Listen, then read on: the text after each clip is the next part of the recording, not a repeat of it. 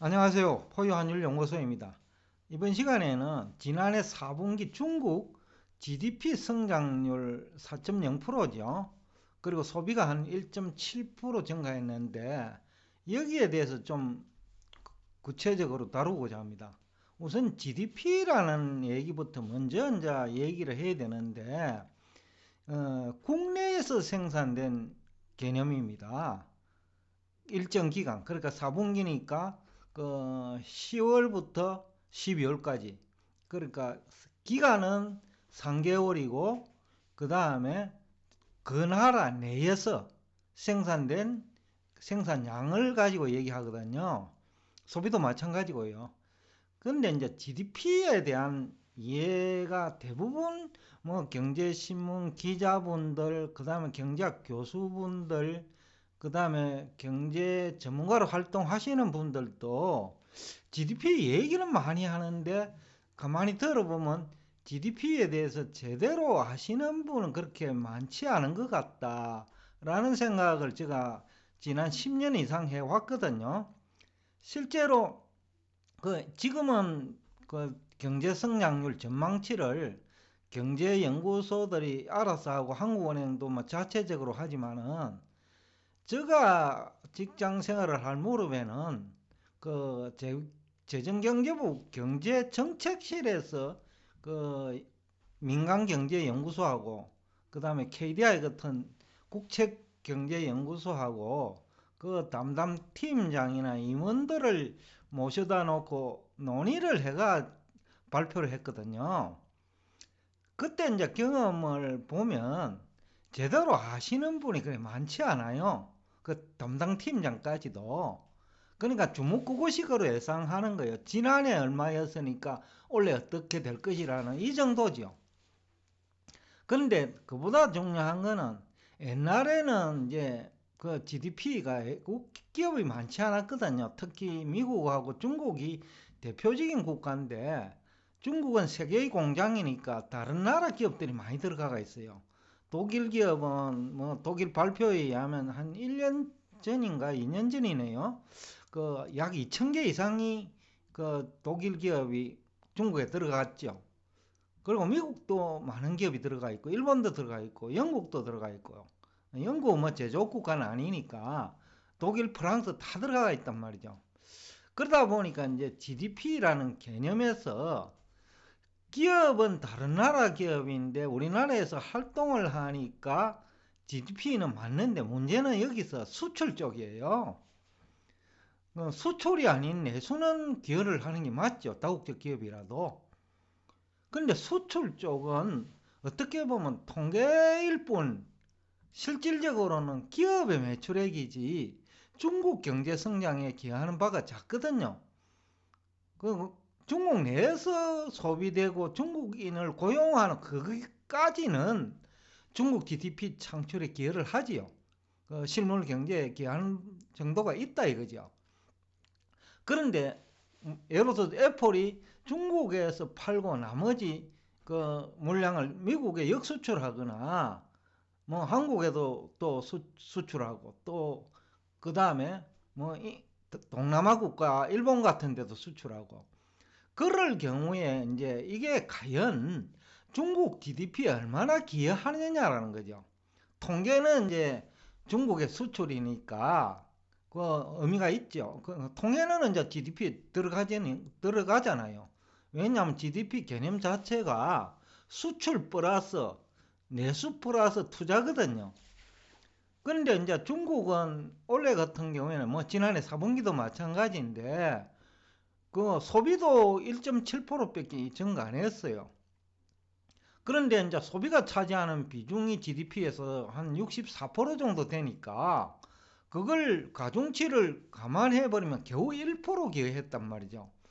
그러면 3%는 그 투자와 수출인데 지금 중국 현황이 지금 뭐 지방 정부가 월급을 못 줄 정도니까 4분기 들어가지고 그러면 투자는 없다고 봐야 되거든요. 중국 주로 지방 정부가 투자를 해줘야 되는데 기업은 뭐 부채가 많은데 투자할 여력도 없고요.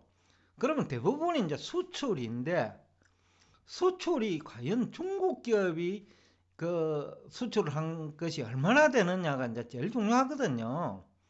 근데 앞에서도 얘기했지만 독일 기업이 그 2,000개가 들어가가 있는데 또 애플과 같은 미국을 대표하는 기업이 들어가가 있고요.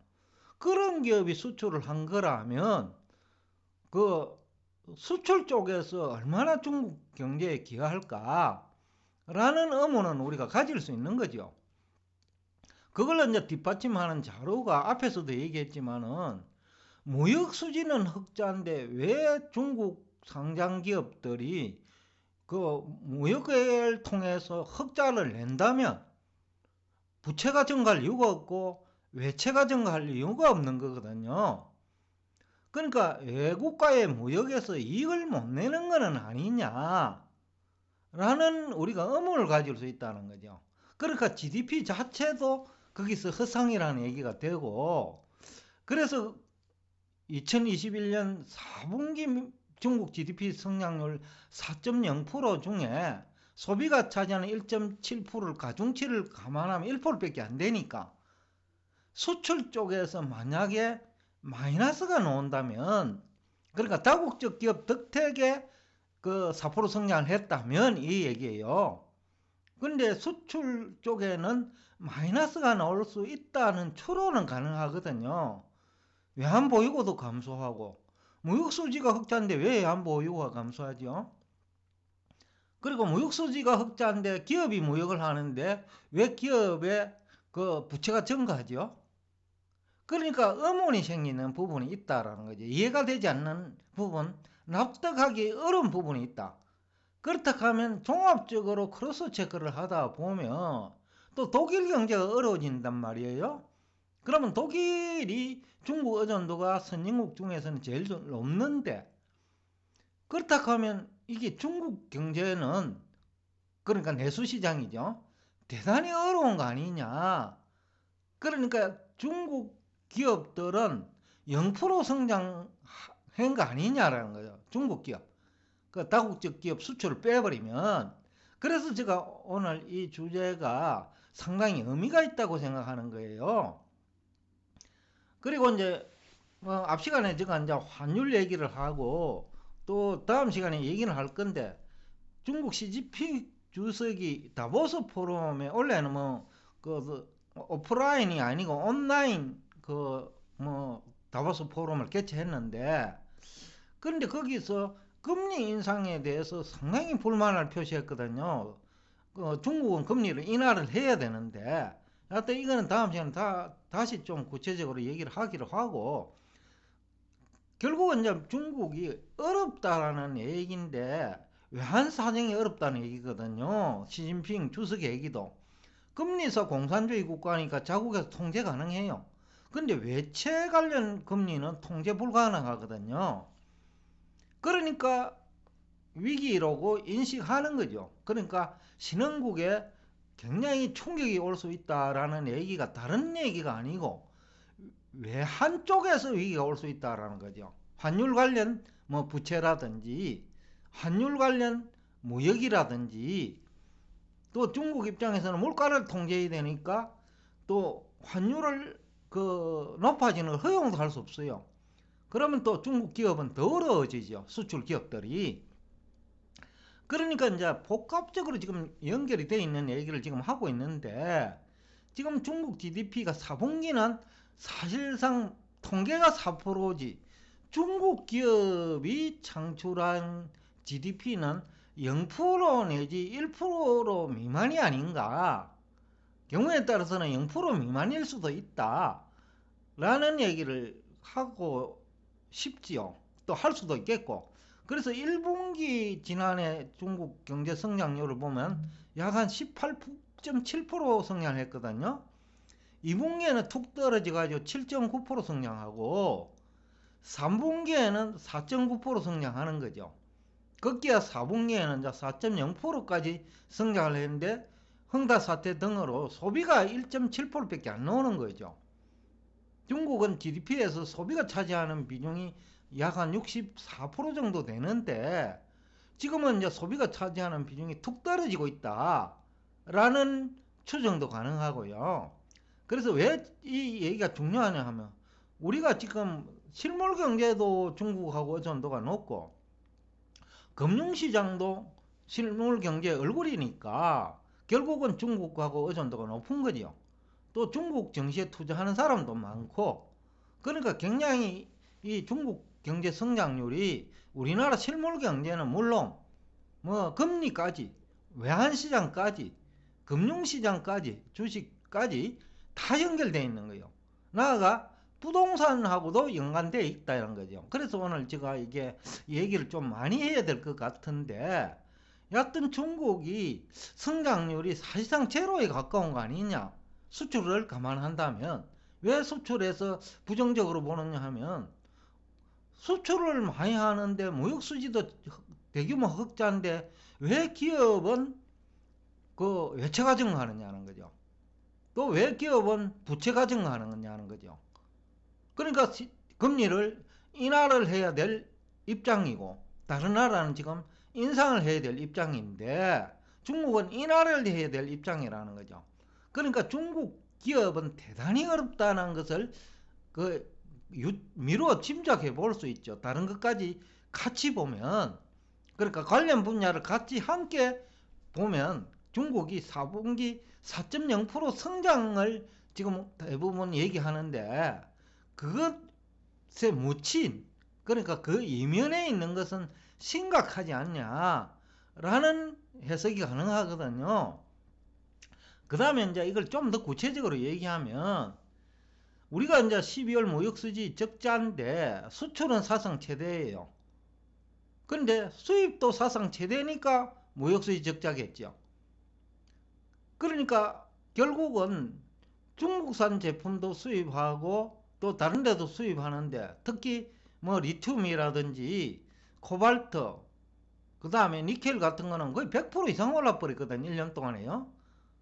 그냥 우리가 2차전지 하는데 2차전지 기업들은 굉장히 어려워졌다. 원가 부담이 굉장히 높아졌다는 얘기예요. 그러니까 수출을 하더라도 재미를 못 보고 있다는 거죠. 수입 단가가 너무 올라 버렸으니까. 그러니까 수출 시장에 증가를 못 시킨다는 거죠. 그래서 무역수지 적자인데 중국 의존도가 높으니까 중국 수출도 많고, 그래서 중국에서도 통계상은 흑자인데 또 수익까지 따져보면 과연 남는 장사를 했냐? 물론 이제 다른 지역에서 남는 장사를 했겠죠. 여하튼 그 중국이 지난해도 그래도 평균 한 8% 성장을 했다는데 특히 12월에는 우리나라 무역수지 적자가 발생했다는 거죠. 그게 이제 중요하고 유가 상승분이 이제 굉장히 중요하고 석유를 국내에서 소비하는 부분이 뭐 많기 때문에 뭐 그건 중국도 마찬가지예요. 전체 석유 소비량의 60%를 중국이 전체 필요한 석유수의 60%를 수입하거든요. 그러니까 중국도 그 무역수지는 흑자지만은 그 실속이 있는 무역수지 흑자가 아니고 다국적 기업이 창출한 수출이라면 이거는 또 다른 얘기거든요. 그러니까 우리 한국 주식시장, 채권시장, 외환시장, 부동산 시장에까지 또 GDP 성장률에까지 영향을 미칠 수 있는 요인이 지난해 중국 4분기 성장률에서 우리가 뭔가를 끌어낼 수 있다. 특히 소비가 1.7%밖에 증가하지 않았다. 그런데 수출이 너무 많은 거 아니냐? 그러면 4% 성장이 나오기 위해서는, 왜냐하면 지금 투자를 할 수 있는 환경이 아니거든요. 4분기에는. 그러니까 결국은 수출도 다국적 기업을 빼면 중국 기업이 창출한 거는 마이너스일 수 있다. 그걸 어떻게 아느냐? 왜 기업의 부채가 증가하고 또 금리를 인하를 해야 되고 왜 외채가 증가하느냐는 거죠. 그러니까 그 유추 해석은 가능하다는 거죠. 그래서 이제 또 우리가 중국산 제품하고 수출 시장에서 경쟁을 해야 되는데 중국 기업이 덤핑을 하면 우리는 또 가격 단가를 내려야 돼요. 그러니까 원래 더 나빠질 수 있는 요인도 있겠다. 중국 경제 성장률이 다국적 기업을 빼면 정체되어 있거나 마이너스라면 원래 중국 때문에 수출 단가도 올리기 힘들거나 오히려 인하를 해야 될 일도 생길 수 있겠다라는 해석이 가능하죠. 그러니까 한국산 부품 수출에 매출액 마진율도 둔화될 수 있고 우리나라 상장기업의 영업 실적이 나빠질 수 있겠다라는 유추 해석이 가능하죠. 그 다음에 중국 수출 통계와 이제 최강 경기는 굉장히 괴리가 크다. 그리고 정권 전문가들이나 경제학 교수들이 얘기하는 중국 수출만 가지고 또 금리 인하를 가지고 또 지준율 인하를 가지고 중국 경제를 해석을 할 경우에는 또 투자 손실도 발생할 수 있을 것 같다 라는 얘기가 되는 거고요. 그 다음에 중국 경제 성장률 둔화는 두 가지 측면에서 문제가 있어요. 중국에 대한 수출이 이제 어렵다는 얘기고, 그 다음에 수출 시장에서 어렵다는 얘기고, 그리고 한국산 제품 수출도 내년이 아니네요. 올해네요. 둔화될 것 같고 상장기업 실적이 지난해보다 나빠질 것 같다. 그래서 최근에 주가 하락은 자연스러운 거다 라는 얘기를 할 수 있을 것 같아요.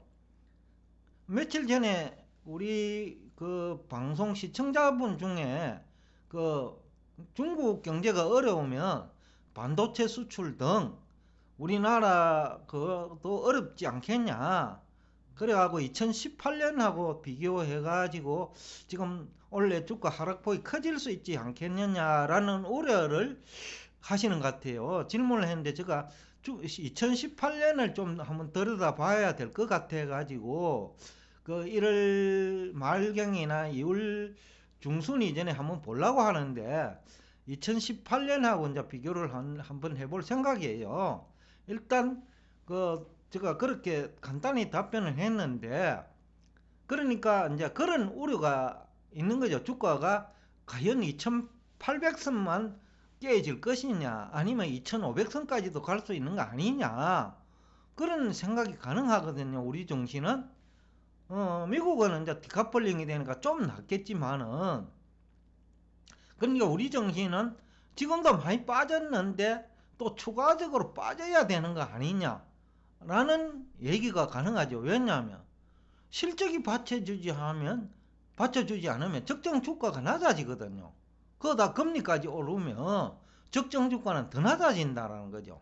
더군다나 거품이 발생한 주식이 더욱더 적정 주가가 낮아지는 거죠. 금리는 올라가고 거품 발생 주식의 영업 실적이 더 악화된다면, 그러니까 이중으로 주가 하락 요인이 있는 거죠.